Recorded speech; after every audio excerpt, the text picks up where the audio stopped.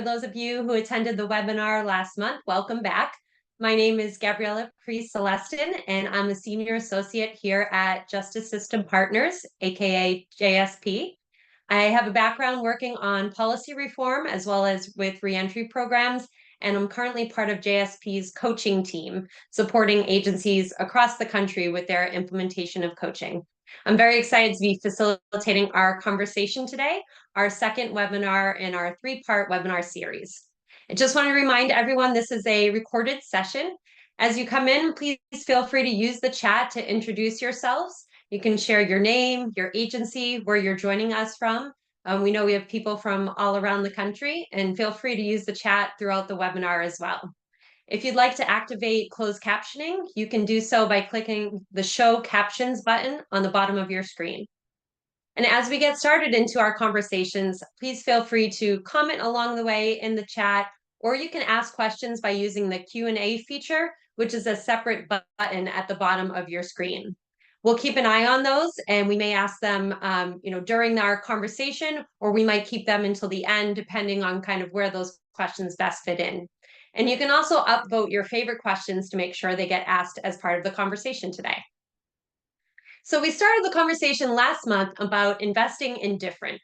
We talked about how community supervision started over 200 years ago to help people really improve their lives and to thrive. But that's really changed over the past few decades in particular, and there's been a shift to focusing on punishment and enforcement and really expecting immediate compliance and perfection from people on supervision. So last month, we started to talk about our coach-referee model for change. And Dr. Brian Lovins today will remind us of some of those core components, and we'll talk about how we have not just an opportunity, but really a responsibility to coach people to help them improve their lives. So we're excited to continue building on that conversation around investing in different. And today we'll be focusing on why relationships and connections are so important in the context of coaching. We'll discuss how creating coaching connections takes an individualized approach rooted in humanity, equity, and responsivity. Our featured speakers once again include Coach Preston Brown, JSP President Dr. Brian Lovins, and CEO Brian Riggs. We'll start with some quick introductions, an overview from Dr. Lovins on why we need this coaching perspective, and then we'll get into details and conversation around concrete strategies for improving coaching connections. So as I said, we're lucky again today to be joined by two panelists and one commentator. We have a man that really needs no introduction, JSP President Dr. Brian Lovins, aka Brian. Brian developed the coach-referee model for change, a framework helping justice organizations transform their systems and center the humanity of people both navigating through it and working in it. Brian has supported hundreds of community corrections agencies with integrating coaching components into their work, and you can read more about him and his background in the chat. We're also joined by Coach Preston Brown, aka Coach Brown.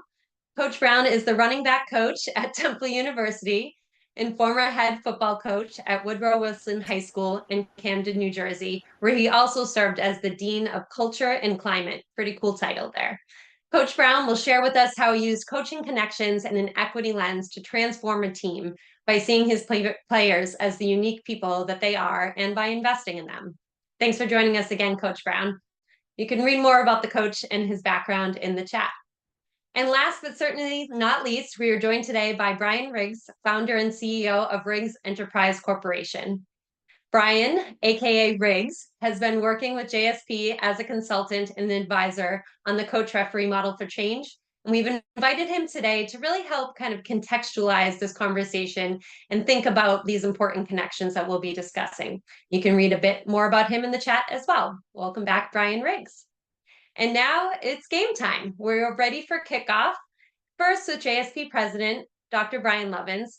Brian's going to give us a quick overview and reminder of the coaching model and prepare the field for why creating coaching connections is a crucial first play. So it's your ball, Brian. Awesome, Gabriella. Thank you. And thank you, everyone, for joining. Super excited about this conversation and having Coach Brown and Brian being part of this as well. And thank you to the JSP team who has sat behind this and really helped make it happen. And so really appreciate that. But I really appreciate all of you joining. I think this is a time and place in the justice system or in the across both juvenile and adult world that we need to rethink what we're doing. We really need to invest in different. And I think that starts from the approach that we take to the work. And so if we think about the coach referee model for change, the core basis of this model is a designed model that says that we have to center people to help them improve their lives or to help them find pathways to success. And that our system was built during an industrial revolution model, right? So if we look at the origins of our criminal justice system, it really were founded in industrial revolution. And so as we built industries, we built conveyor belts, we built processes. And those aren't really designed for humans. They're designed to get something done. And what I'm challenging us to think about, or we're challenging us to think about, is what's the job to be done? And we have systems in place to do different jobs in our corrections system from the very beginning all the way through to the back end really needs to be rethought on what the job to be done is. People come into our space with needing support. They're struggling in their life. It could be the worst thing or the worst day of their life.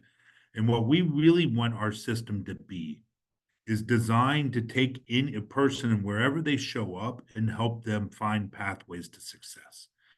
Too often, our system has been designed to catch people failing, especially as the 70s and 80s and 90s and the get tough sort of approach to the criminal justice system occurred and sort of got doubled down and tripled down on. We tended to find ourselves as being much more around surveillance, much more around catching people failing and not finding the ways to measure progress and success.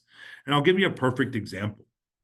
Our outcome, right? If you think of the criminal justice system, the number one way we measure our outcome is in failure, is in recidivism. And so if you think about measuring our outcome in failure, we're the only change-oriented system across the country that measures their outcome in failure. Everyone else measures their primary measure is in their outcome is wins, right? If you look at the education system, it's graduation rates. It's not dropout rates. They look at dropout rates, but they're secondary to graduation rates. If we look at the medical field and trying to help people improve, we look at survival rates, not mortality rates. Again, we track mortality rates, but it's an effort to improve survival rates. And so I think we have to rethink and redesign the way our system works and operates so that we can improve and start working towards success. And I think in closing, we have to think about the people who work in our system and the people who move through it. Our greatest impact is at the individual level of a staff person, whatever that role is, probation officer, case manager, counselor, whatever that role is in our correction system. Our core fundamental way that we help people move forward and protect and create public safety is through the change of people. And one of the things that we're going to talk about today and explore today is this idea of creating a coaching connection.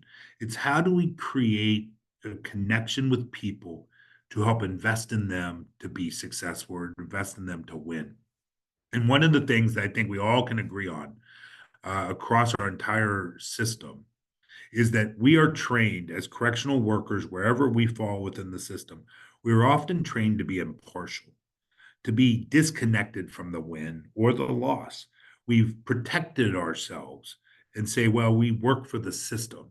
And what we're going to challenge today is that if we truly are invested in the people that move through our system and to improve and to help them win and get to the best place they can be, we have to rethink how we're oriented. We actually can't be impartial. You can't be impartial, and we're going to hear from Coach Brown. You can't be impartial and have the team believe in you and get behind you and work hard for you. You have to be invested, or we have to be invested in the players and them winning. It doesn't mean that we don't hold them accountable, and you'll hear more about that today as well. It doesn't mean that we don't have high expectations for them. But what it means is that we're centering their success on the work that we do. and that instead of being impartial, we're actually leaning in, much like a coach does, starting to care, invest, and sort of help people win and see that our success is tied to, oh, the lights just went out in my room. I haven't moved enough. So now I'm going to play in the dark for a minute until they turn back on. But the ability to help people win is really what we're invested in. And so we have aligned a really cool conversation of back and forth between Coach Brown and I and Riggs and Gabriella to have this conversation about what does it look like to truly connect with the people who move through our system, and how do we do that in a way that can help them win. And so, Gabriella, I think it's on you to take us to that next step. Yes, and we hope you get a chance to move around and get those lights back on, because it's a little creepy, not gonna lie. So thank you so much, Brian. So we're going to talk more next webinar about the organizational transformation. But today we're really going to talk about that coach-player relationship that Brian described. So in community supervision, we know there's a first meeting, there's assessments, there's time working together, there's people who make progress, and there's times when people take steps back. So we'll really talk about the coaching connections at kind of each one of those different points. So wanted to start by welcoming back Coach Brown. We've talked here about why that coach-player relationship is so important and why we can't referee players into success. So I would love for you to talk about, when you first meet a new player, can you talk about how you develop that connection with them, how you build rapport, and why you think that's so important when you first meet them?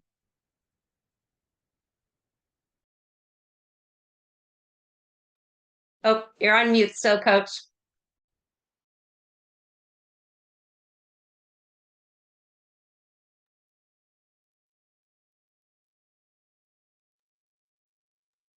You're off mute, but I can't hear you. Brian, can you hear him? No. I can't hear him either now. I Gabrielle, could hear you earlier. So we have Coach Brown, who's not being able to be heard, and we have me in the dark. So you gotta love technology. It helps in one way, and it brings us all into the same space, and in another way, obviously creates some challenges. So as Coach Brown sort of gets sort of back on to his audio, I'll take the first stab at this and think about, like, if you think about even the way that we've been trained around the R&R model, we think of people, right? We've been trained from our core to think about people based on their risk and about what needs to be addressed. And so we actually approach our conversations much more transactional at the beginning, with this whole belief that we have to read the conditions, we've got to set the rules, we got to do all these things.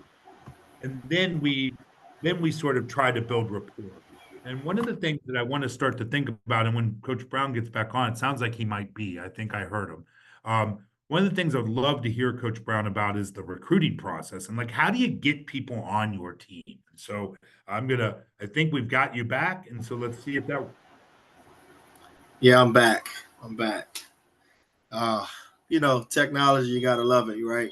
But just like the game of football, improvise and adjust on the fly at all times. I appreciate this opportunity once again, and first and foremost, uh, as it relates to the question about that first meeting with someone on your team, my approach is very, very different.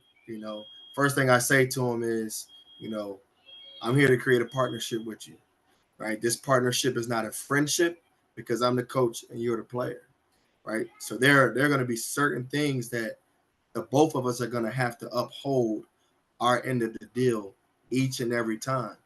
And my message to them is, every day you got to show up and earn your stripes, right? What you did yesterday is not good enough for the assessment of today.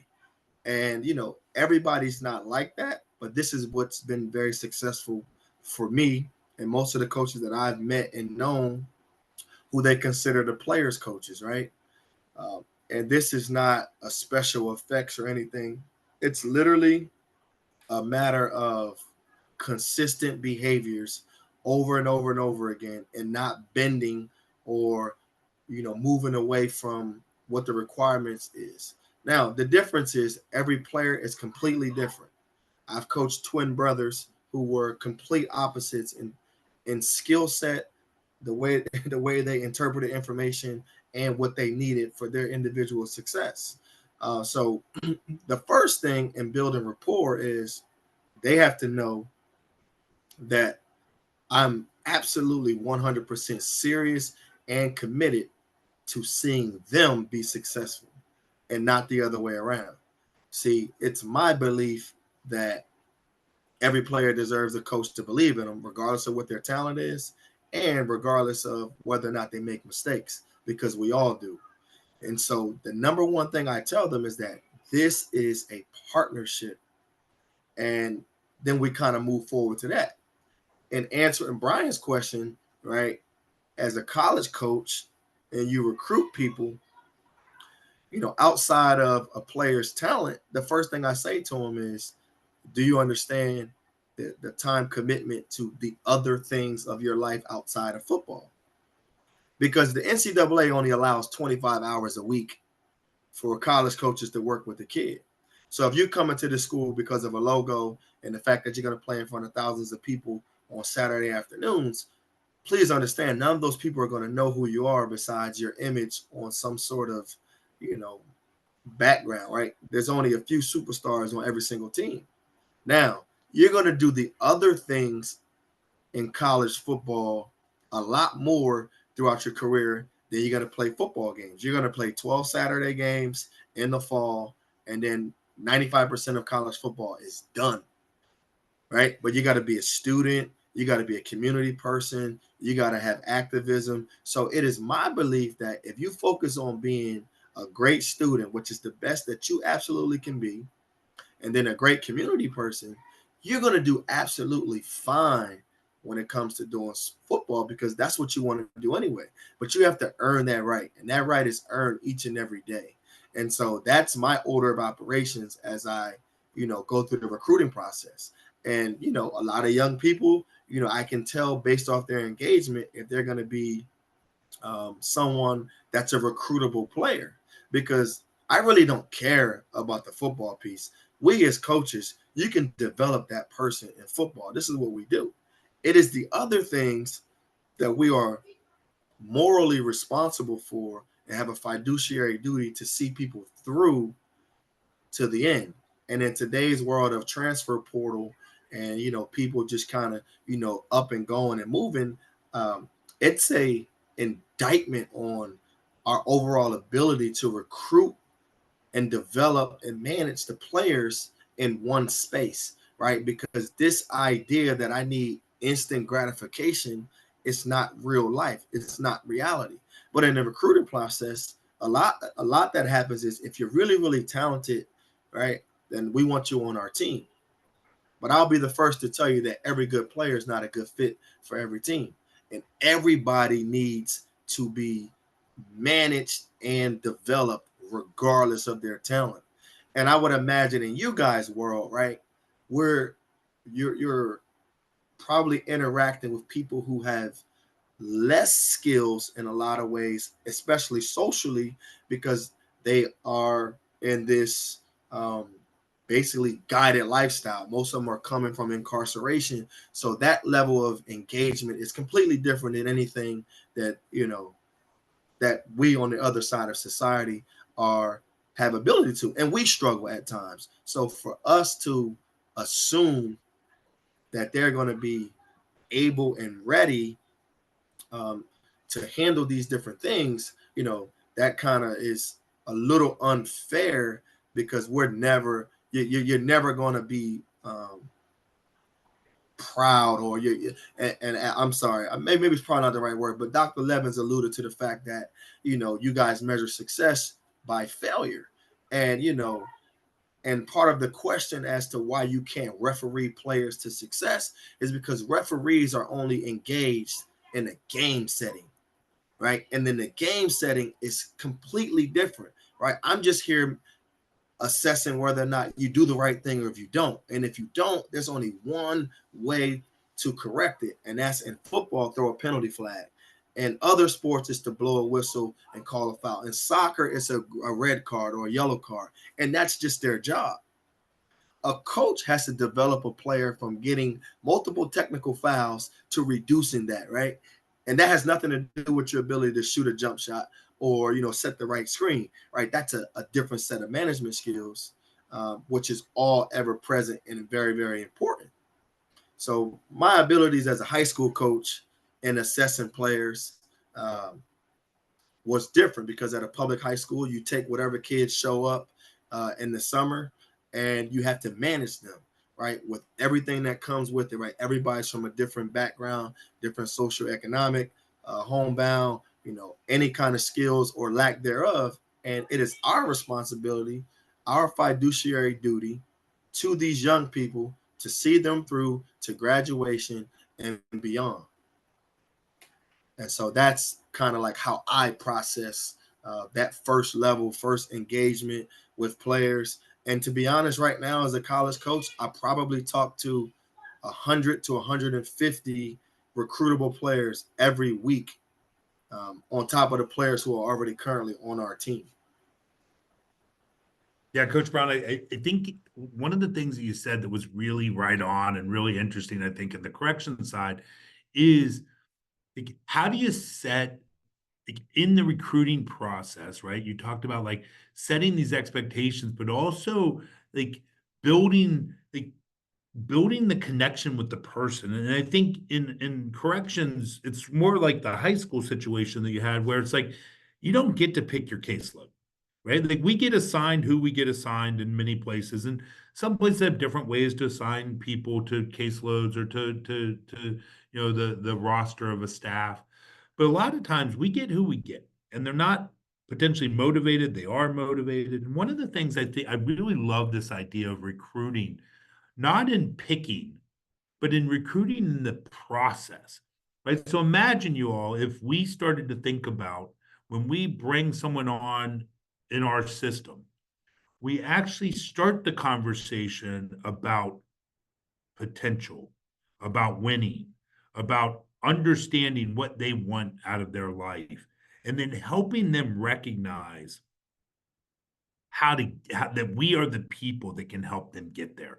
I think that's the cool part of recruiting. And I can imagine, Coach, if you're trying to recruit a really, a 3A player out of a place and trying to get them to come, you probably don't start with all the shitty things they can't do, right? You start with the potential, the amazing ability for this person to succeed and to help you win. Then when you get them on your team, then it's like, okay, to meet that potential, we're going to have to work on these things. We're going to have to work really hard on them. And then we're going to have to do some things to challenge you. But the first conversation is about how the idea is that you're building this relationship with that person to help them connect to the fact you see them as a human being and that you care about them and that you imagine them winning. And I think in corrections, we could do that. Imagine a first conversation when someone comes on supervision and we're not going over the rules and the conditions and the role clarification in the traditional way of my job is to hold you accountable and support you. But what if we started the conversation with this idea that I'm invested in you winning. And you have, like, I can see that in you. I've worked in this field for a long time or not that long, whatever that story, whatever the authentic story of the staff person is. And that we have a conversation with the person to say, like, you have amazing opportunity here and you have a ton of potential. And together we can make that happen. And here's my track record. Here's sort of my structure to Coach Brown, your point, like this is how I get people moving forward in their lives in a coaching model or in a sports model. I think we could have a similar conversation. Hey, look, I've helped 86% of the people who come on my team, help them get to success, help them sort of find a path forward. And that we start to talk about as probation officers and case managers and parole officers and correctional folks is the impact that we've had on people's lives to help them move forward in their life. And that original initial meeting is really a recruitment model to say, I'm glad you're here. I see you. I see your potential. I see how hard you're willing to work. And I'm willing to sort of lean in and help you with that as well. Yeah, man, that's an excellent point. And recruiting, right? Because there's so many of us out there from every different level of recruiting, right? And so who stands out the most, right? Those people who connect. And a part of the thing that I do, the way that I connect is it's about the supporting cast, right? And I would imagine that's a big deal for people coming out on supervision, right?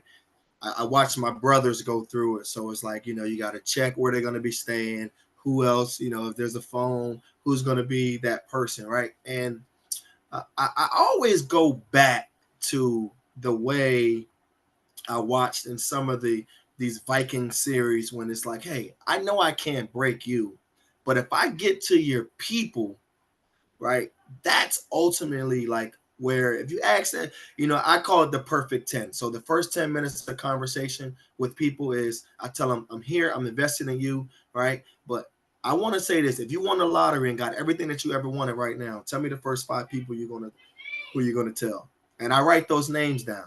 And I ask them to tell me about those 5 individuals and why they are so important and to list them from 1 to 5, right? And so for 10 minutes, these people are just talking.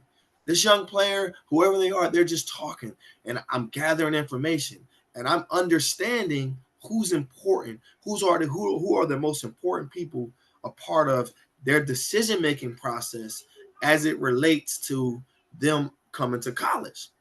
Now, I would imagine people coming out on supervision, if they have a wife or a girlfriend or children that they have not been a part of their lives or haven't seen it, right? Those would be some of the immediate people that I would communicate with about telling them my approach to their loved one coming out on supervision and how we can all work together for the greater good of that young person. And it is those connections of that top 5. So, I call it the perfect 10. This perfect 10 minutes, I've done this for 15 years. And it's just like, hey, I'm listening to them. They tell me, right? Usually it's, a brother, a first cousin, a mom, right? And every athlete that's coming from adverse situations is to get their mama house. I'm like, okay. So then I start asking different questions like, well, where's that house going to be? Who's going to pay the mortgage? Like, are you going to pay cash? And I start learning things about them on what they know versus what they don't know. And then these become topics of conversations on our weekly or other night calls that I have with them. Like, hey, man, I understood we talked about you buying your mom a house and you want to live in, New Orleans or, Shreveport. I'm like, those are 2 completely different places. You do understand that. And the prices are totally different too. So I found something on Google that, maybe we could just talk about it and go through it. These are different level of engagements, but it shows that I've actively listened to what they need. It's not about me. And I think on that level, right, those young people, right? And I listened to my brother for years as he had probation officer after probation officer. And he's like, man, I just go there and, I sit there forever long. They want me to wait.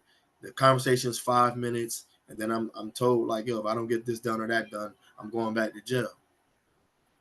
And like, that's just my personal experience from what I watch. And I've worked with the adjudicated youth for, 12 or 13 years. And it was always this idea that, I'm not going to treat you any different, right? Tell me the people who are most important to you. And I asked questions about, if you had everything you ever wanted. I used the lottery deal, but the perfect 10 is literally them telling me what they need. And so I'm not a perception is reality guy. Reality is reality. So I'll let them do all the talking and, I'll ask different leading questions. But that one right there, it's the easiest icebreaker there is. Hey, man, look, I'm going to give you everything you ever wanted, right? You got a blank check right now. Tell me the first set of people you're going to tell. and they'll tell you the stories of these people, and then I get the contact information for all of them, and then we become an accountability team together, right? So I call it the +5 accountability team, right? I'm the plus to the 5, and every person that it could be, a mom, it could be an aunt, it could be my homeboy from high school that was really, really cool with me. Like, he's been there every step of the way. He came to visit me every Saturday, whatever the case may be. But this is the network of people that the person is telling me who's very important to them. So these are things that, you just have to listen, and they're going to tell you exactly what they need. And then you just have to be methodical enough to work it. And you have to have some discipline within yourself to just care a little bit. Once you start making those outside engagements, then your investment is already proven, right? Because every one of those people are somebody that they talk to very consistently. So they're going to say, hey, man, Coach Brown reached out to me, man. And, we didn't really talk about football, man. He just wanted to know, like, how are you when you are at your very happiest? Like, what does that look like? When you were cousin John, what is the happiest thing that you remember? And you learn these things about it, right? It could have been, scored a game-winning touchdown in middle school. I didn't get to play in high school, right? These are things that help you create meaningful conversations over and over and over again, and you can never run out of things to talk about. Hey, Coach, I have a question for you, and Brian, this probably transcends to you and everyone on the line. We talk about investment in our players, and I love every time that you and I talk. I always feel like I'm the only person in the room, and we've had some great conversations. But there's a reality to all of this, right? Your players are temporary. They will move on and they will graduate. Your teams are temporary. And although there's a temporary nature to it, and there's fatigue and frustration in getting up every day and engaging the way that you do, and the way that I suspect everybody on the line does, how do you overcome that? How do you make the player in front of you feel like you're invested in them every time? And when you feel fatigue and frustration, how do you re-energize? I think it's just critical to the role that you play and everyone plays within community supervision. But just getting back to belief each and every time, I think, has got to be tough. How do you do that? There's a certain level of resilience, right? So I'll give you a real life example that happened right before this call, right? One of my top players, top receivers, he struggled. He was a student with an IEP in high school, and he went to a private school, and they don't accept students with IEP, so they took him off of it because football was the most important thing to them, right? And when I was at Temple, we recruited this kid, and he ended up being a non-qualifier. He didn't get the NCAA minimum, and then he walked on to the school that I'm currently at, Delaware State, and now I have the privilege of coaching him again. And now he's kind of on the cuff struggling, and he has to get through some summer classes, and he's straddling the fence of, I want to go to the Caribbean Festival and hang out with the rest of the guys instead of like handling his work. And so I have to have multiple conversations throughout the day and the week, right, that shows my commitment to him to being able to see it through. So what I said to him is, between now and next Friday, he has like 16 online assignments to be done between 2 classes. So I'm like, hey, here's the deal. You can't do anything football related from now until all this gets done, right? You're completely done with anything that revolves around football, because the only thing guaranteed about this game is that the air is going to come out and you ain't never going to play again, right? Because you don't have unlimited eligibility. And I let my guys know that this is a lifelong commitment. So I communicate with them outside of football related things, right? I do the community service with them to show that there's a lifelong level of commitment. There's a reason why, as you know, Brian wears his roll tie shirt. that every player that played at Alabama for Nick Saban, right, they're in constant communication with him, whether they go off to the NFL, whether they go work jobs anywhere. There's a reason why coaches like Mike Tomlin never had a losing season. It is because the investment that the players feel from his engagement with them. And those coaches like Pete Carroll, who every player that plays for him, like, they adore him, they love him, right? And to that same point, 13 dudes that I coached in high school, I just got them jobs last week, right? Every last one of them got like a second job doing this same kind of work, working with adjudicated youth who need mentorship. They call it mentorship. I call it a simultaneous walk of empowerment, right? Because they have to know that you're going hand in foot with them, even through their mistakes. And so that's how I overcome the reset. The reset happens for every step of success that each individual has, right? This success could be, this player going from a 1.8 to a 2.4. That's the first step of success, right? He's never had a 3.0 before. So to think he's going to go and just get a 3.0, that's not going to be something that can happen, right? He does not have the capacity to do so yet. But it's my job to continue to encourage him.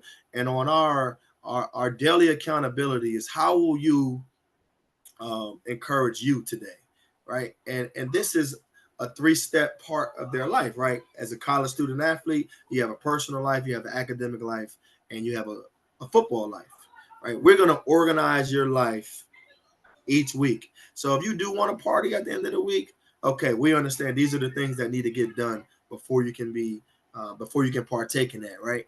And so how will you encourage you today? And that's how we start off every meeting.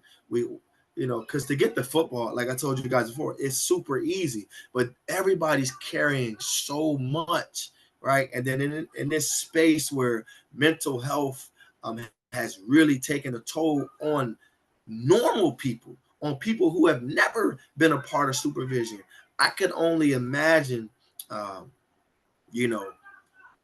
what the struggles are. I mean, I see college football players walk away from the game every single day because it just became too much. And, these guys are on scholarship, they get to go to school for free every day. They get to do the sport that they say they love, and they literally just walk away from the game. So, Thanks, Coach. Thanks so much for sharing those experiences, and really love that question of how will you encourage you today, right? Sharing that accountability and sharing that partnership that you talked about. And people really loved your lottery question in the chat. So I think if we were in person, we'd see a bunch of people writing that one down to use it in future conversations. So thanks for sharing that. So I want to hear from you a little bit. You've gone through the recruitment process, right? You have someone on your team, and now it's time to kind of figure out their strengths, their areas for improvement. And it's time to really basically assess them. And I've heard you talk about in the past that, when you work with someone, you have to spend the time understanding them, which you talked a little bit about right now, right? Learning who's important to them, who helps hold them accountable, who helps build them up and helps them be successful. So thinking about, as you're planning for helping someone to be the best they can be, and you're thinking about the tools you use to do that, you've talked about things being really important, that it's individualized, right? I heard you say the twin brothers, they were twins, but they were very different, right? You still had to treat them as individuals. And that you use an equity lens and working with people to make sure that you're giving them what they need to be successful and meeting them where they're at. So how do you continue those connections in those moments where you're assessing a player and they're not as good as they need to be in a certain skill? How do you kind of continue to coach them through that moment?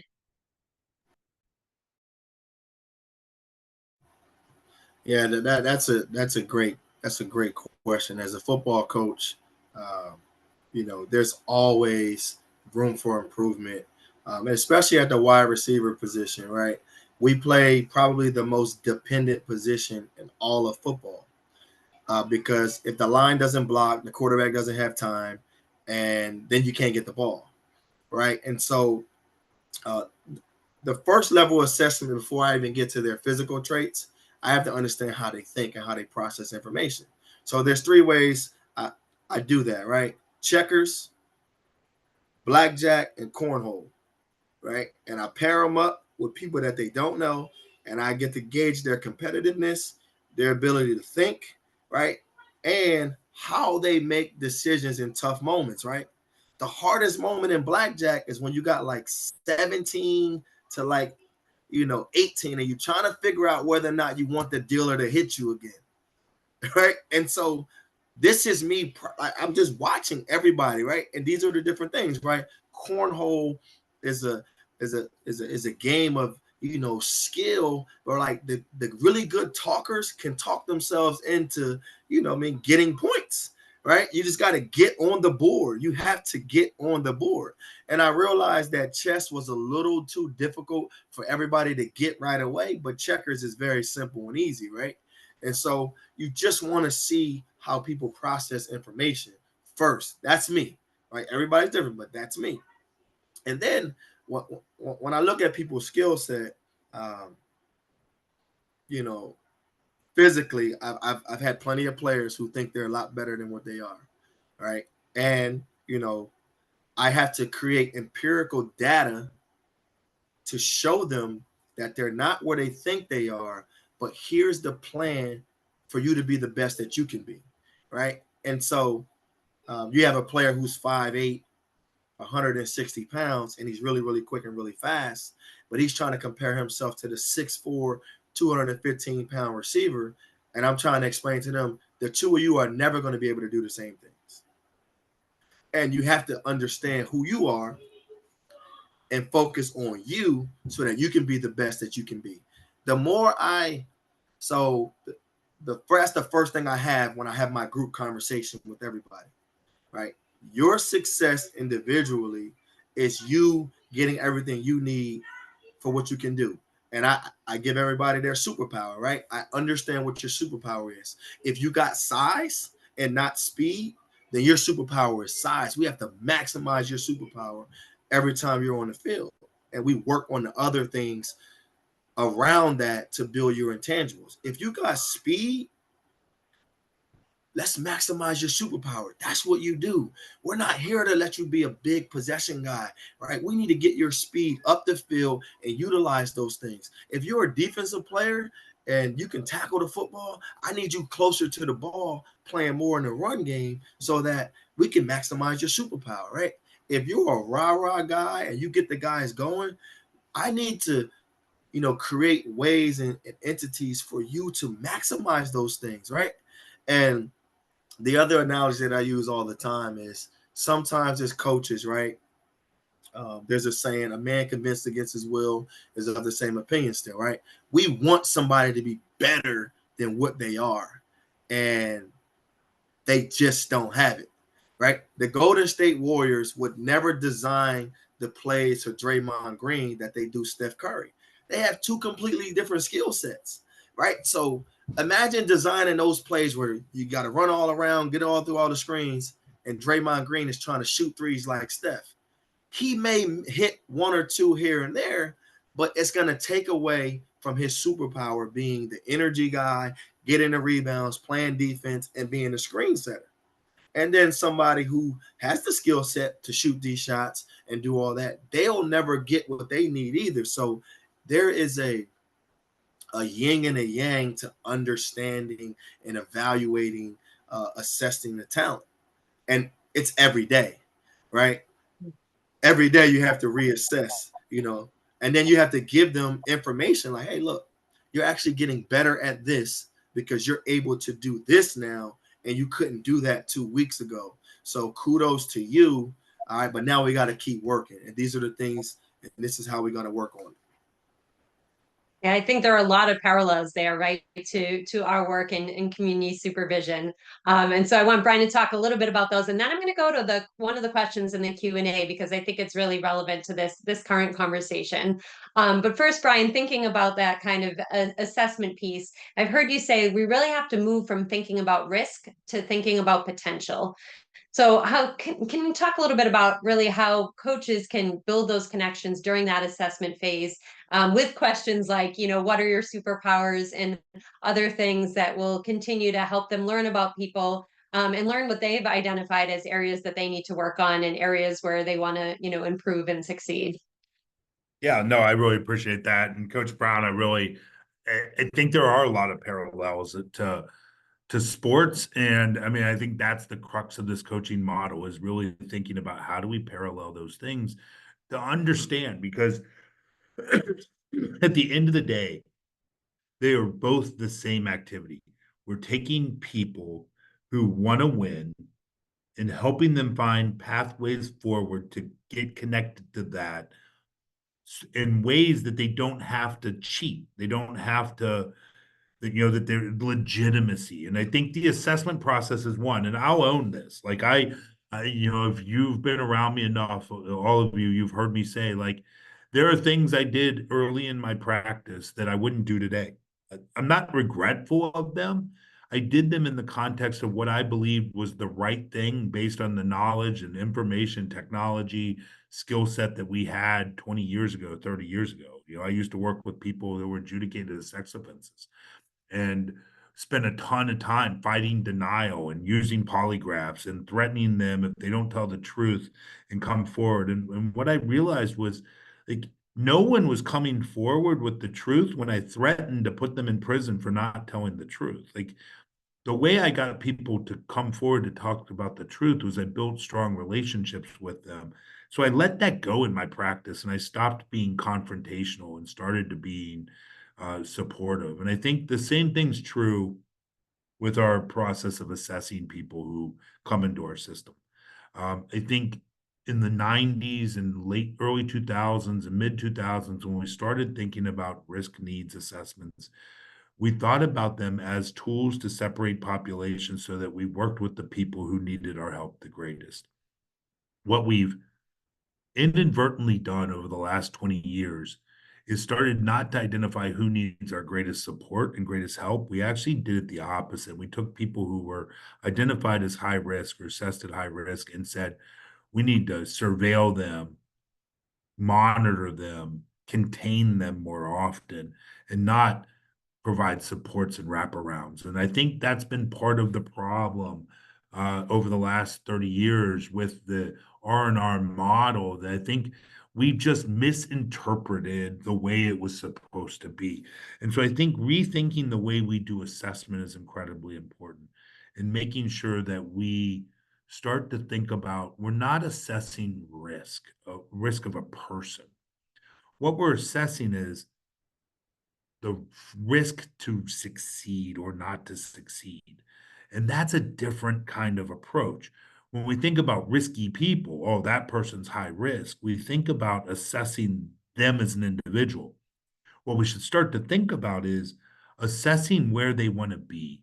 And so, Coach, I really love your, like, if you had the lottery, if you had I use magic wand all the time, right? If you had a magic wand, what would this world look like to you? And then we start getting to the crux of what people want. And then what we say to people is, well, where are you standing? Right? So this is the context of assessment now. So when someone comes on supervision, the first thing I assess is, what does your best self look like?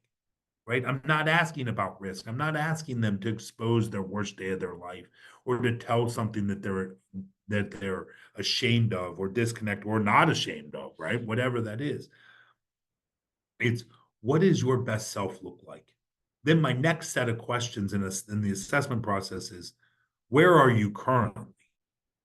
Like, what's going on in your day to day? How close are you to that in ways? And in some aspects, we're probably really close. And in some aspects, people are pretty far away.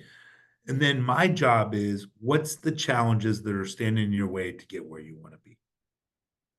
And sometimes we have to reevaluate where you want to be. And other times it's like, well, we have to negotiate and navigate, like, what it is that, what are the challenges? And so risk factors are no longer about, oh, I'm a risky person. What we're assessing is what's standing in the way to becoming your best self. And then we'll talk about this, but then what are the interventions? What are the strategies that as staff, we can help support people in that path from where they are to where they want to be, what are the strategies and the way that we can then say, my job here is to help you get around that challenge or to get through that challenge together. And I think that for me, Gabriella, is the assessment process that starts to shift, is this idea that we're not evaluating the risk of a person. We're evaluating the potential of what could be great. We're evaluating where they stand currently and what stands in their way between those two things. Right. Yeah, and we have a question that came in about that and about really how to, move from focusing on risk to potential. So the question was, and I dropped it in the chat for everyone to see, any tips on how you keep people focused on the simultaneous walk of empowerment, as the coach called it, when all others around them are focused on deficits and risks and things which they may not be doing. So it's a challenge when the rest of the system is focused on risk in the short term and not helping people shift to see that more positive identity, like we just talked about with really focusing on potential. So any thoughts on that, Coach? That is the greatest question that every athlete is faced with all the time, right? There are people in their corner that's telling them that they're better than they are, that they're going to the NFL, that they need to get all this money with NIL and all this other stuff, right? And what I say the first thing I say to the player is, okay, you want to go to the NFL? Tell me how many people who look like you at your size and your skill set that have gone to the NFL, right? We know that number decreases drastically by the thousands from high school to college and beyond, right? This is less than like 2% of people who are playing high school sports are going to be a pro at that, right? So the number one thing I say to them is, well, where are they? Are they with you lifting weights? Are they running? Right? Do they know what you're going through? Do they know that you don't know all the plays? Right? Do they know that you have a deficiency with academics right now that you might not be eligible? So the things I'm like, so let's speak in truth here, right? And because I've worked with a lot of young people who were in the adjudicated space or under supervision, I would always say to them, like, well, this idea of just being okay or good is just not who I am. So if you want to be an auto mechanic, like, let's figure out what that looks like at the best level possible, right? Like, if you owned a bunch of auto shops, what that looks like, and I just go through the steps and show them and give them an imagery, right? So the analytical learner can hear it and process it, but most people need to see it. So I help them create this diagram on what that looks like. You can want to go into culinary arts and be a chef. Okay, let's look at the requirements, and then you look at this and ask yourself, do you have what it takes to see it through? Because I'm completely confident that I can walk with you every step of the way, and I'll show that to you. However, you have to be willing, right? I had a former player just 3 weeks ago. He's working security. He had stopped playing college ball. He had got hurt. And he was like, he wants to get into electrician job. I said, okay, here's the deal. I got a direct contact. They'll put you in the apprentice program. You'll get paid and you'll do all those things. But you have to guarantee me 2 things. One, that you're going to show up every day and be on time. And you gotta give back to the community.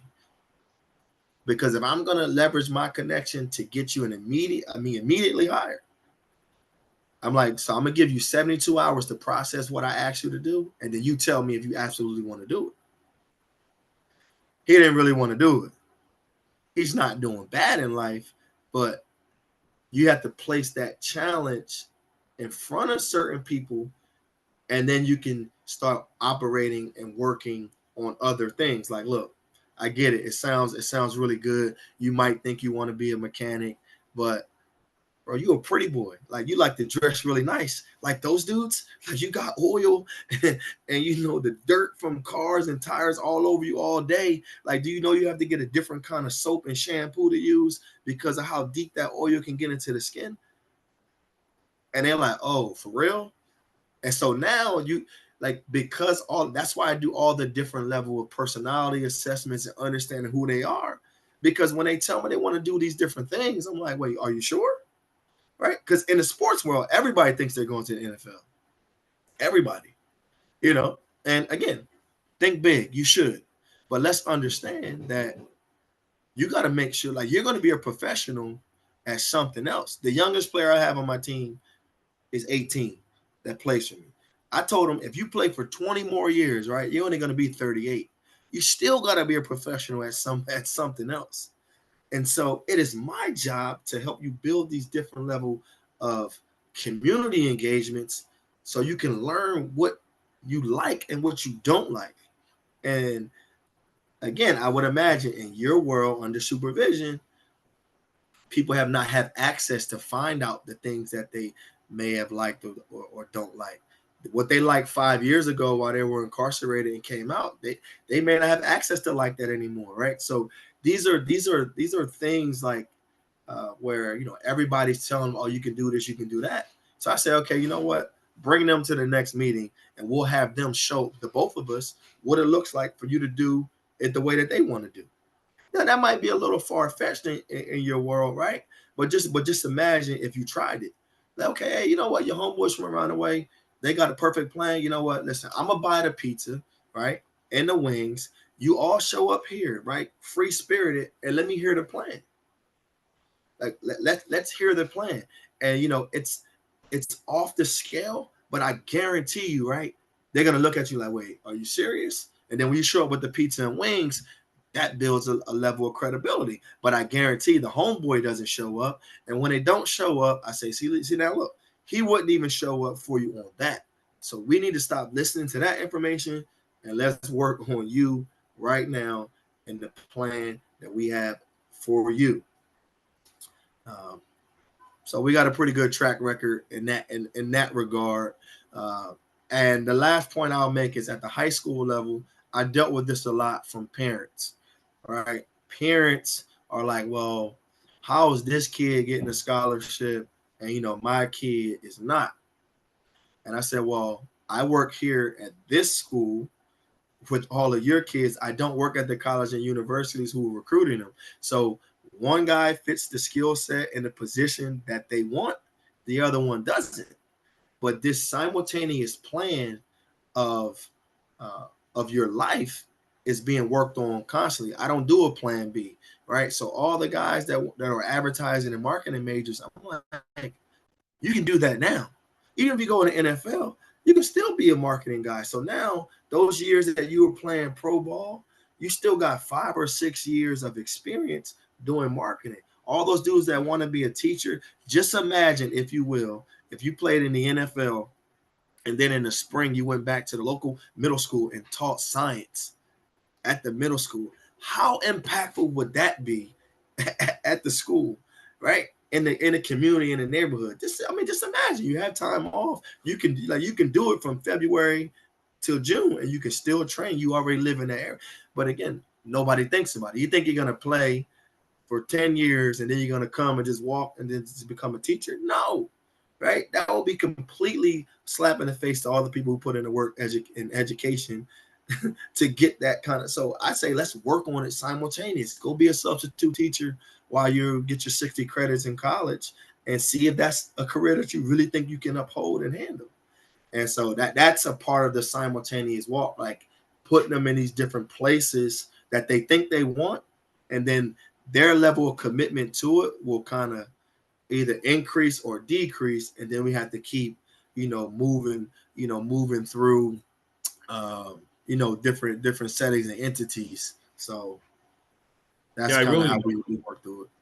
Yeah, I really appreciate that, and thinking about like the environment around. And I think the question, Gabriella, that sort of from our correction side of it, I think we have to take a hold of the narrative. I think probation, parole, corrections has often been, because we're down system, we often take the narrative that's given to us from above us, right, or before us. And so I think we have to be better at telling our story of impact and success and the impact that we have. We are protecting the community or creating public safety through the behavioral change of people. getting them to behave better and get on better paths. And I think we have to just be more aggressive, if you will, of marketing. We're often quiet and sit behind the scenes and sort of work in the cracks. And I think to the question, it's like we have to challenge the fact that we're actually here. Like, we think about referees versus coaches, and coach said this. A referee sort of goes at home at the end of the day. They're not they don't have a win-loss record. They're not responsible for the outcomes. And I think what we have to be able to do better in our field is tell the story that we actually do have impact in people's lives, and that we have the impact in outcomes, and that we've got to we have to sort of push back when people are talking about, oh, these folks are risky, or this is, our job is X, and really push back and help define what we do.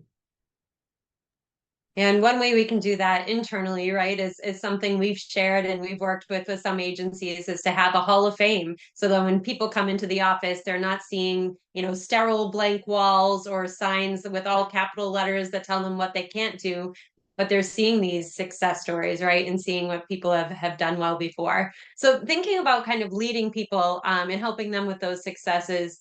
Coach Brown talked last time about walking through hand in hand with people while filling out job applications, right? And teaching people how to navigate LinkedIn and sitting next to them throughout that experience. And that's really a coaching connection at its core, right? That person knows that you're there beside them as a partner, helping them get a job, and not just saying, you need to get a job. The next time I see you, you must have a job, right? Which is similar to the way that some referee organizations or people do in our fields.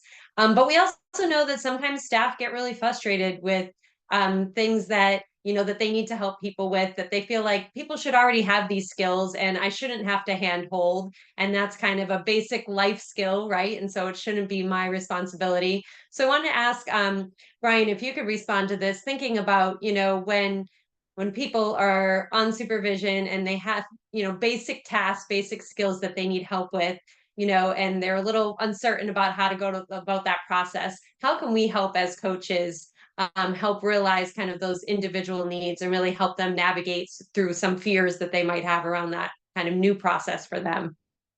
Yeah, I think that's a great question. And I think we have to think of ourselves as primary interventionists as much as we do around referrals and brokerage, right? I think over the last 30 years, we've sort of handed off our ability to affect change in people to the other professionals around the room, and saying, "Oh, we're not a counselor, we're not a case manager, we're not a therapist, we're not a trainer."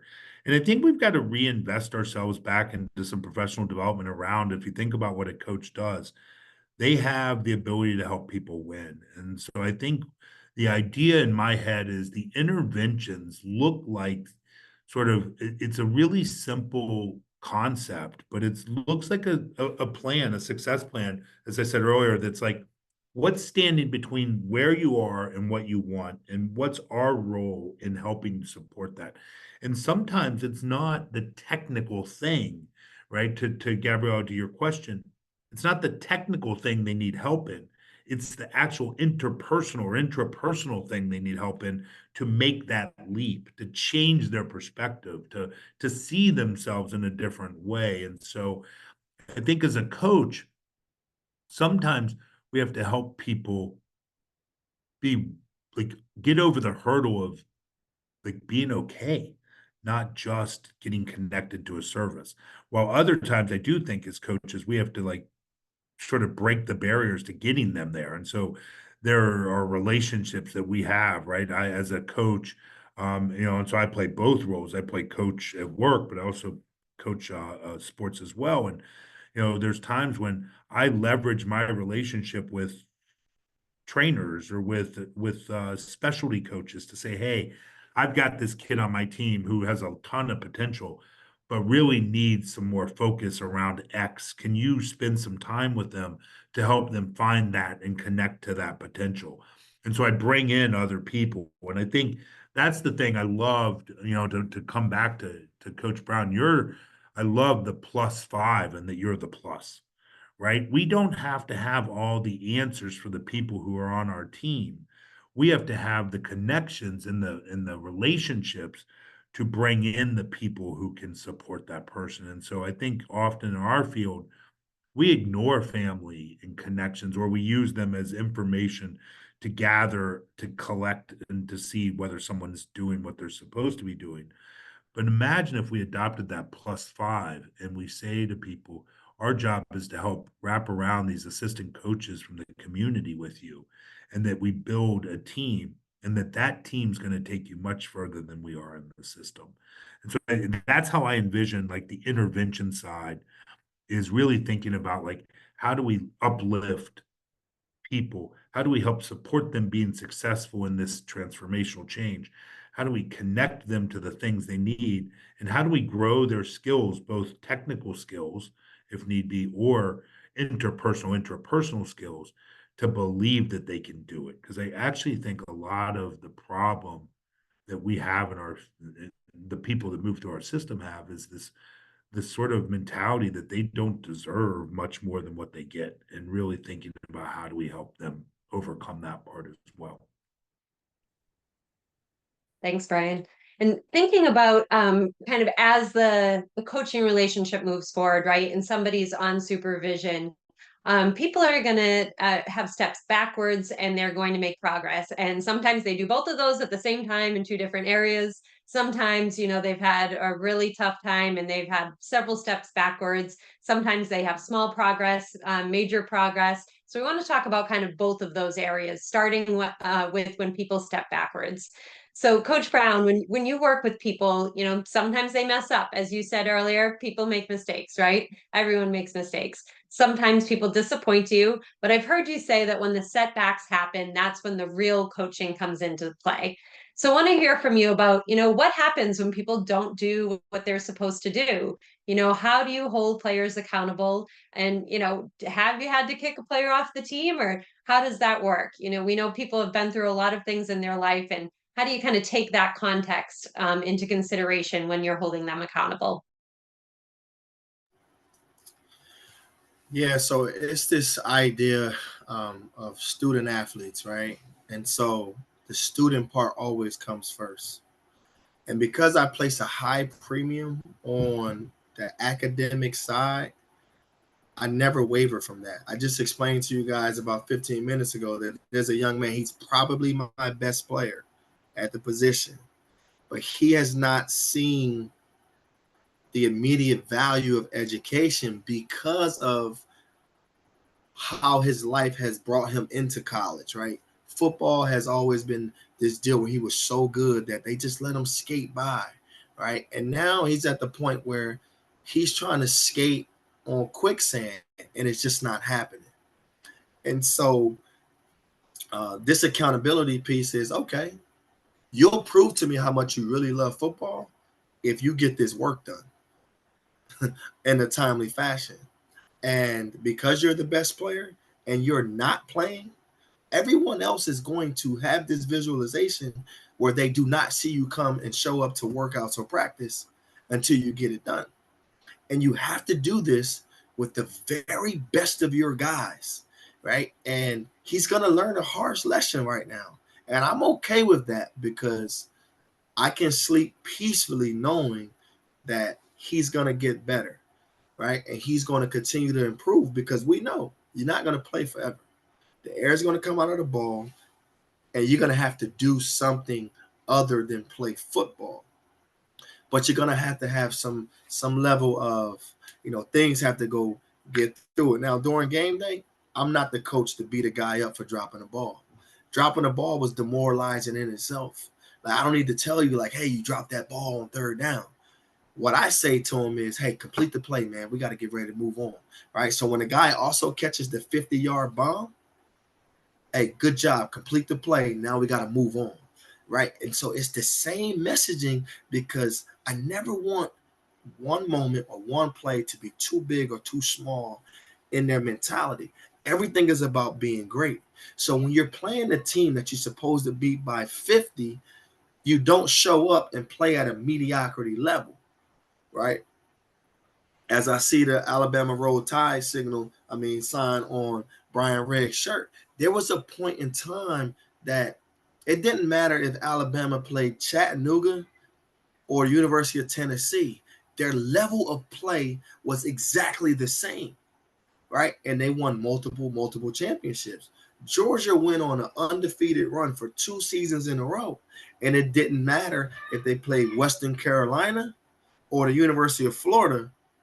It was the level of play of treating everything like this is your greatest moment and greatest opportunity to be the best version of yourselves. So when people make mistakes, I'm not the kick you while you down guy, right? I don't need to tell you that you made the mistake. That feeling you got when you fumbled the ball, right, at the inch line when you knew you were not supposed to reach it out, I'm not going to say, hey, man, why would you reach the ball out? I'm not going to do that, right? Because there are thousands of people in the stadium, like, and now it's already went viral on Twitter and Instagram. Like, I have to manage you through that piece, right? So it is my job to get you moving forward to make the next big play and not the next big mistake. Right now, there are times where, you know, I've had guys who have taken shortcuts at the collegiate route in terms of plagiarizing, right? This new thing with, you know, AI writing papers for everybody and things of that sort. So, you know, those are teachable moments for people trying to take the quick way or the easy way out. So, you know, there are different ways to assess it, right?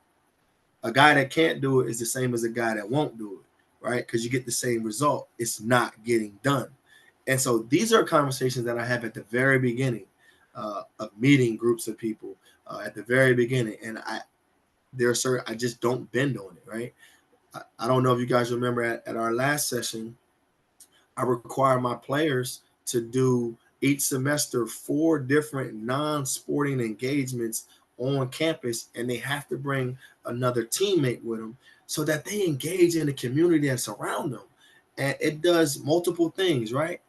It allows professors and students to see you outside of being a football player, right? So now you engage in things that are interested to other people. You learn things about yourself, right? And then you report that back at our meetings to the rest of your teammates. Now we're building a community around us as well. And the first thing professors say, like, wow, you know, I never knew that, you know, these guys were, you know, actually interested. And you might not start out being very interested, but like I said before, my order of operations is great student, great community person. Then you can be a great player, right? And it's just a process that I know has worked at a very high level. I've been a high school coach for 10 years. It's worked at above 95%. I was at Temple for 2 years. It's worked with every kid that I had there. All of them are college graduates. All of them are working. I worked at University of Maryland. Every kid that I engaged with has graduated. Some of them are playing pro ball. And now I'm at Delaware State, and we're in the process of making it work. So it's a process that just takes a little bit more commitment and time from you. But, you know, when young people make mistakes or people make mistakes as they engage with me, I explain to them, like, I'm not here to, you know, to beat you while you're down. I would imagine one of the biggest things in your world is people having dirty urines. Um, you know, I've seen that happen to my mom. I've seen that happen to my brothers. You know, so at that point, like I said before, you know, my mom went back to jail for 6 months for one dirty urine out of 8. You know, she had 7 clean ones, and it was the one dirty one that, you know, maybe she caught the judge or the people on a bad day, right? And so I think we have to check our egos at the door when we're engaging with the people that we're actually, you know, in charge of, like, seeing them, you know, overcome and get better. So it sounds like your kind of philosophy around understanding that people make mistakes, but being there for them, right? And not kicking them while they're down, I heard you say, but also setting really clear expectations. You know, you said, you know, you have certain standards that you hold your players to, and you're really clear about that, but you also help them adhere to those standards, right? Or meet those standards and many times surpass them as well. So thank you for sharing that, Coach. Wanted to hear from you, Brian, about, holding people accountable in community supervision, and how we kind of translate what Coach Brown said to our work. So what does accountability look like as a coach, and how can we do it while still giving people grace? Because there's kind of this belief, by some referee like organizations or in the field that, if accountability doesn't come with harshness, that people won't learn. So I wanted to hear kind of your response to that and think about, does accountability need to be harsh, or can we do it in a way that gives people grace and still is able to, support people to change their behavior? Yeah, I really appreciate that. And I think the conversation around accountability has to start to shift. And I think it starts around that harshness. We know over the last 30 years that harsh penalties do not change behavior. If I can't speak Spanish and you threaten to put me in prison for 20 years, I still can't speak Spanish. Right. And so I think the first layer of decision making on how to hold someone accountable isn't necessarily to the outcome, it's to the effort. And Coach Brown talks about this 100% effort at every practice. It's like, am I trying? Am I getting better? Am I improving? Our system is designed, if you think about it, our system is designed for perfect people from day one. And we don't get perfect people from day one. One, because none of us are perfect. We all make mistakes. We all have issues, and we all sort of continue to grow and elevate our lives over time. And so what we have to rethink is how we approach the work. If you think of the conditions of supervision as a perfect example, we think of them, and there aren't very many programs across the country. My guess is everyone that's on this call right now works in one that gives people chances. It gives them multiple chances. They have multiple positive UAs, to coach's point. They have multiple times that they've missed appointments or screwed up, and they're still on supervision. The problem is we actually set it up so that the people on supervision believe there is no grace. We set up the conditions to be 0-1, to be these things that are immediate changes, right? And so you start to think about, we say, don't use drugs, be employed, all these things. These are all important things. Yes, we want people to be sober or in recovery. We want people to have meaningful, opportunities in their community to work or have positive relationships with people. The problem is we mandate them from the beginning, and people are failing from day one, and they feel really, hopeless. They feel disconnected. They feel like it's not possible. They've tried to quit using drugs multiple times, and we would all agree if we said it the other way. And I said, what are the chances of taking someone who's using heroin and getting them to move into recovery in day one? We'd all say that's a stupid plan. But our system is actually set up for them to do that, or they're failing until they do. And I think what we have to start to rethink is how we actually measure progress and communicate that, so that there isn't an expectation you get to do whatever you want to do, but that there is an expectation that you are growing and developing. And so one way we're starting to think about it with drug testing and drug use is looking at periods of sobriety and sort of reinforcing periods of sobriety and not looking at a positive UA. So in Coach Brown's case with his mom, and her 8th drug test is positive, and she gets in trouble. The reality is that she went a long period of time without testing positive. And so we've got to rethink the way that we orient. And so the way I would hold someone accountable in that is one, is acknowledging the fact that, that there is that they've made progress, and that there may be nothing that needs to be done other than just continuing to support them moving forward. If it's someone that's tested positive 7 times out of 8, then the punishment, as we call it, or the accountability part, isn't necessarily jail, right? Because then what we're talking about is, okay, we put someone in jail for 3 days. That doesn't give them the new skills to come back into the world in a different way. And so what we have to start to think about is, what does it mean to be accountable? And I don't think it's the harshness. I think it's the accountability is to make a difference, is to change, is to be successful. And so now I'm going to say to someone, look, I know where you want to be. You're trying to get to a place where you reach recovery. That's your ideal state. Where you are currently is using on a regular basis. So how can I help support you and connect you to the right levels of services so that you can be successful.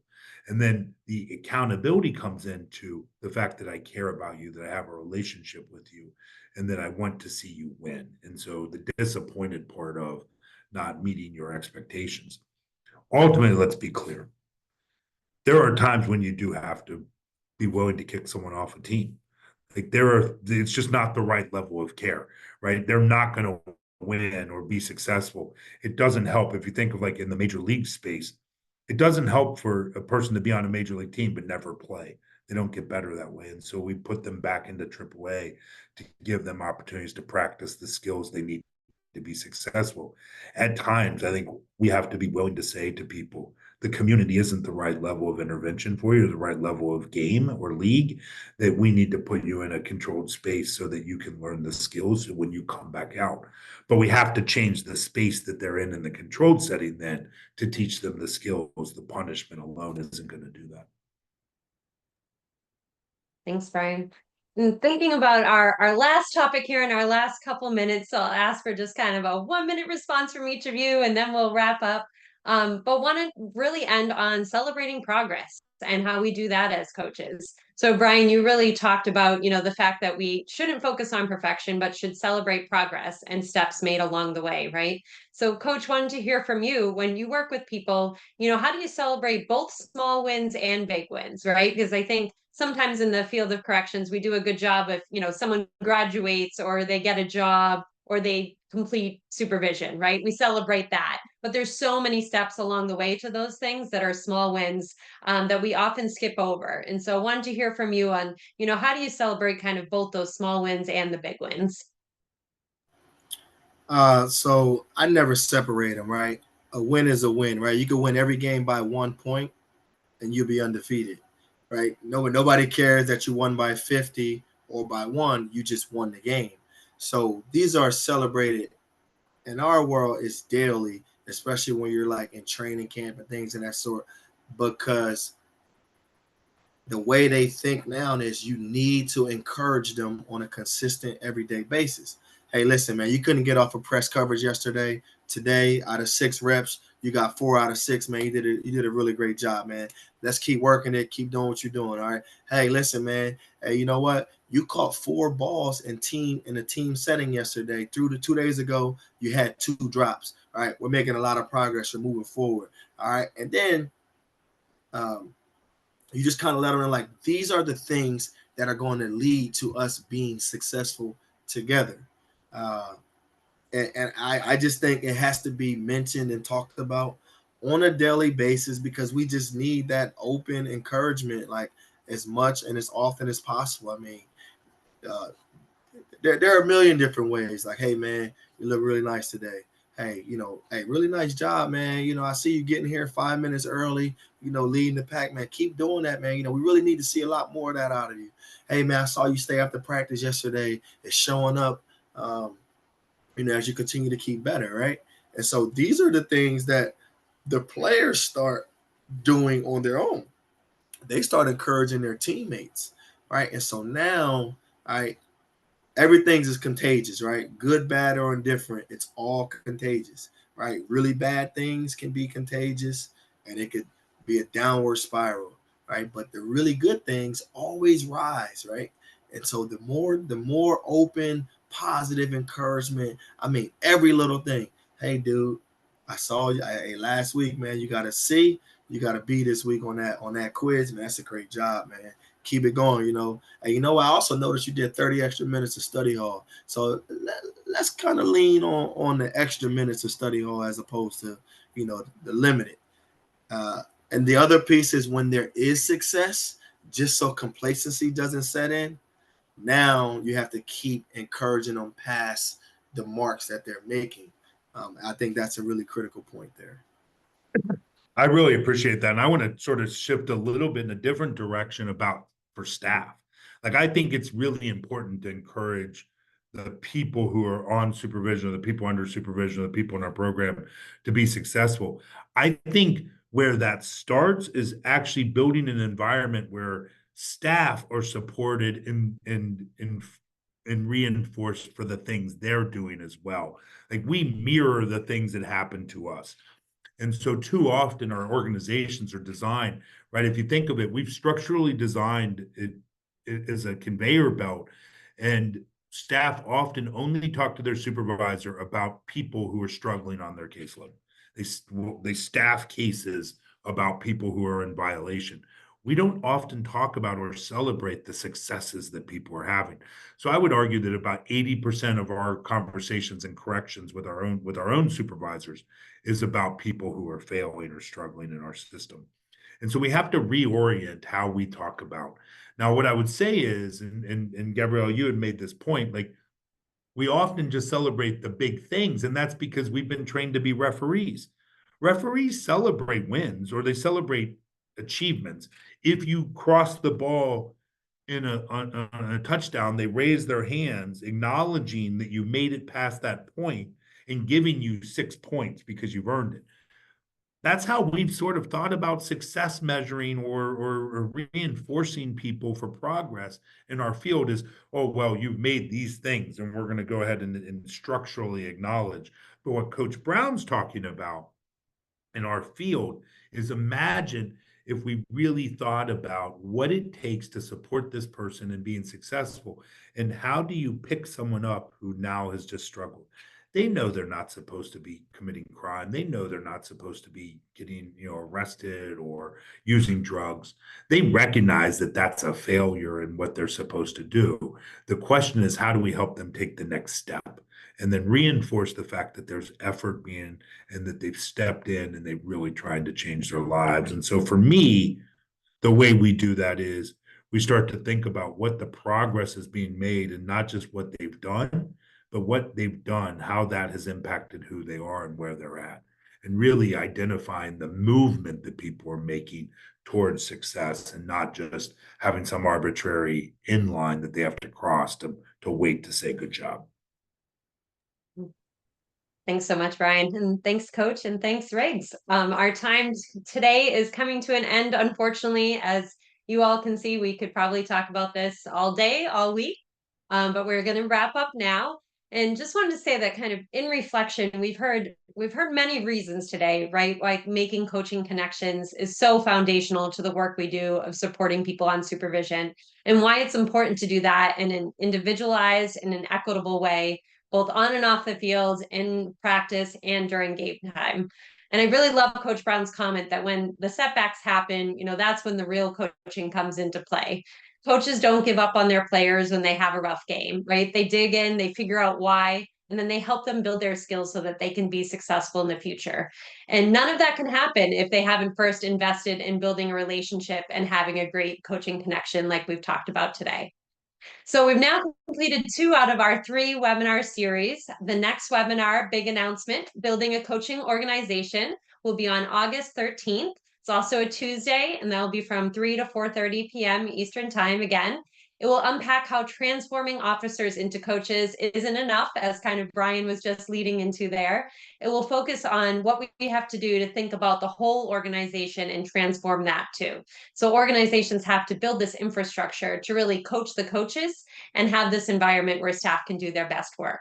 So you'll find in the chat now a link to Coach Brown's NFL Films feature. We'll also share some information on the next webinar and a fan survey. It's really important for us to hear from you so that we can continue to evolve and elevate our game. And shortly following this webinar, you'll get an email with a resource guide that will give you some concrete steps. In addition to what we've talked about today on creating coaching connections, you'll get the recording from this webinar and the last one, information on that next webinar, and the links provided in the chat today. So I want to again thank you, Coach Brown. Thank you, Brian and Brian, for joining us today, and for the over 100 people who packed our virtual stadium to learn more about why we invest in different. We hope to see you at next month's webinar as well. Thanks, everyone.